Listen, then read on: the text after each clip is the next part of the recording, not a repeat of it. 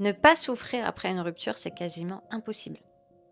Parce qu'une rupture, c'est pas juste perdre la personne avec qui on était, mais c'est aussi perdre des habitudes, perdre des repères, perdre ses projets qu'on avait fait en commun. C'est perdre aussi une partie de soi. Donc pour moi, c'est quasiment impossible de ne rien ressentir. Et il n'y a pas de formule magique à ça. Et toutes les phrases qu'on peut entendre du style prends du temps, ça va passer, passe à autre chose, ça nous fait peut-être plus de mal que du bien. Quand ta relation s'arrête, ton cerveau, il comprend pas tout de suite. Il va chercher à comprendre pourquoi, il va espérer, il va comparer l'avant puis l'après. Et ton corps, lui, il va réagir aussi. Il va être dans le manque, il va être dans le vide, il va ressentir l'absence. Et ça, c'est pas de la faiblesse, c'est une réaction normale. C'est une réaction à une perte d'une personne qu'on aimait.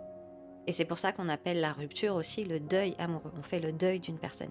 Et ça sert à rien d'essayer de pas souffrir, d'éviter tes émotions, euh, d'essayer voilà, d'oublier le passé, puisque c'est pas possible d'oublier le passé, et de faire comme si de rien n'était. C'est pas possible de ne pas souffrir. Et ça, il faut l'accepter. Et beaucoup de personnes se refusent de ressentir ces émotions parce que ça fait mal. Mais c'est quelque chose de normal.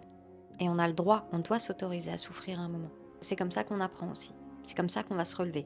La vraie question à se poser, c'est pas comment ne pas souffrir, mais plutôt comment souffrir sans me détruire.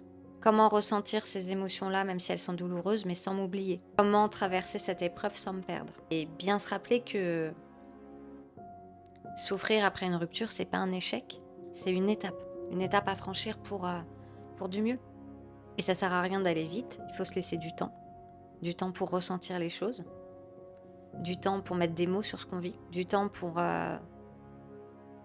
apprendre à rester seul, même avec la douleur. Et surtout arrêter de se demander comment on aurait pu faire autrement, parce que c'est fait. Alors on apprend de nos expériences, on apprend de nos ruptures, pour justement ne pas refaire les mêmes erreurs, mais il faut aussi comprendre que ça prend du temps et qu'on a le droit de faire des erreurs, on a le droit de se tromper, et c'est pas grave. Et surtout arrêter de croire que on doit être fort tout de suite. On est des êtres humains, on doit se laisser du temps. Et alors attention, le temps ne fait pas tout. Par contre, il y a quand même des choses à travailler en soi.